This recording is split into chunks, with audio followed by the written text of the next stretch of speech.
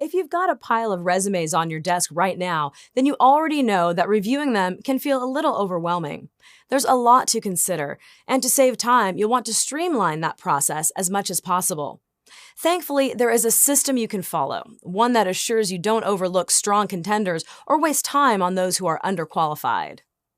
So, what is that system for screening resumes quickly and effectively? It involves 3 steps. First, ask yourself, does this person meet our minimum qualifications? These are the skills and experience a person absolutely needs to succeed. If a candidate meets them, they can move forward. If not, they should be removed from the process. Next, with the remaining applications, separate the good from the great by determining how many preferred qualifications each candidate meets.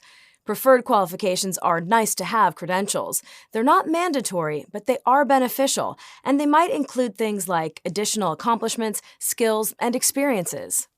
Finally, prepare an interview shortlist by picking the top 5 to 10 candidates who checked off the most preferred qualifications. These applicants are the best of the best, and they should be an ideal fit for your business. By following the resume review process, you'll save time and keep your reviews consistent and objective. But what exactly are you looking for during the first and second round of reviews? To start, let's explore some questions you should ask during the round 1 review.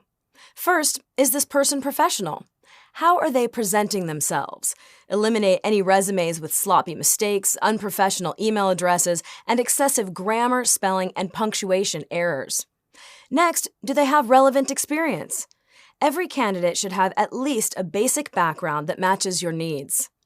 Also, do they have the minimum skills needed to perform the job? Look for key words. They should match the required skills listed in your job description. And finally, do you see evidence of job stability?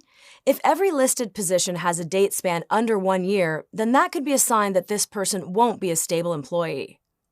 Remember, your goal during the first review round is to focus on the red flags and eliminate anyone who is a clear no. Then, once that's done, you can move forward to round 2.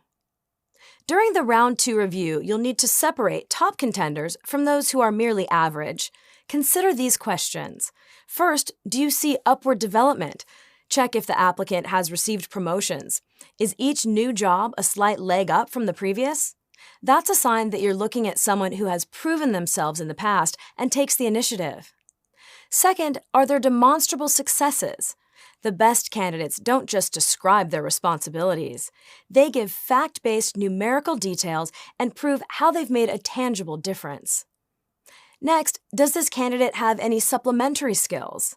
Any extra talent an employee brings to the table can add depth to the open position and help your organization as a whole. And finally, does this person fit with your team culture? An ideal candidate is someone whose work style will fit with your approach.